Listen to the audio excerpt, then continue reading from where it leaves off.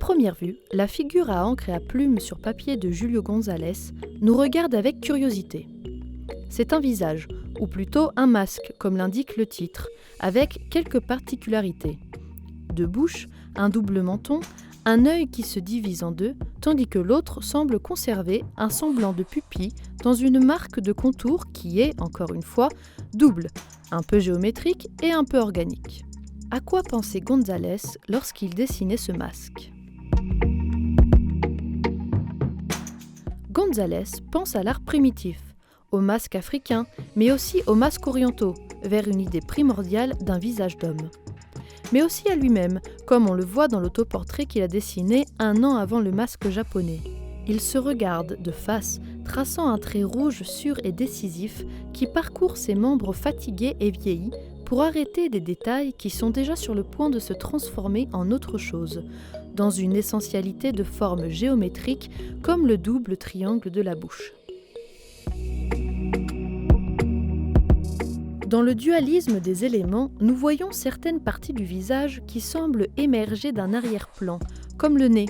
Le trait confiant de González découpe presque les pleins et les vides, la souplesse et la consistance humide des formes d'encre grise et l'angularité des triangles et rectangles irréguliers. Le visage se transforme en une sculpture qui préfigure déjà le futur forgeage dans la tridimensionnalité du métal avec les lames découpées et martelées tendues vers l'espace. Roberta González, fille de l'artiste, offrit cette œuvre à Luigi Mallet, qui avait organisé l'exposition des œuvres de son père à la Galerie municipale d'art moderne de Turin en 1967. Mallet organisa l'exposition et choisit personnellement les œuvres à exposer. Ce fut un grand succès auprès du public et de la critique, comme en témoigne la lettre que Mallet écrivit à Roberta González à la fin de l'exposition.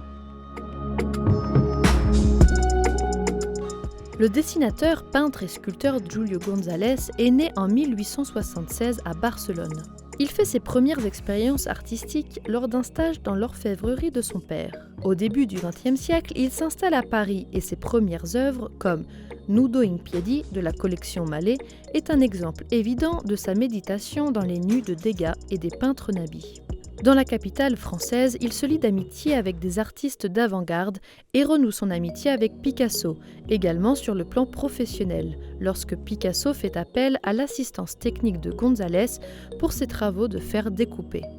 Dans les années 20, il crée les premiers masques en lame de fer, tandis que les sculptures successives dépasseront les suggestions cubistes pour se tourner vers l'abstraction. Avant sa mort en 1942 à Paris, de nombreuses expositions sont organisées avec le groupe Abstraction Création, avec Miro, Arp et Lorenz.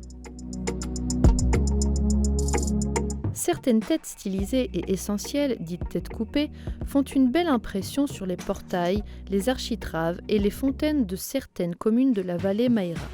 À Saint-Damiano-Macra, dans une ruelle latérale à la Nationale, se trouve une belle fontaine en pierre datée de 1507, avec une stèle octogonale ornée de 2 têtes de lion sculptées dont les traits sont maintenant corrodés par le temps. Parmi les anciennes populations celto-liguriennes, comme le racontait le géographe grec Strabon, les têtes tant humaines que d'animaux devenaient un objet magique et un talisman sûr pour se protéger de tout piège. La tête peut donc défendre efficacement une demeure ou un palais, une église, voire un village entier. Le masque de Julio González est une œuvre qui plaît beaucoup aux enfants qui viennent visiter le musée Mallet. Leurs réinterprétations, comme celles que vous voyez, sont amusantes, variées, originales et colorées.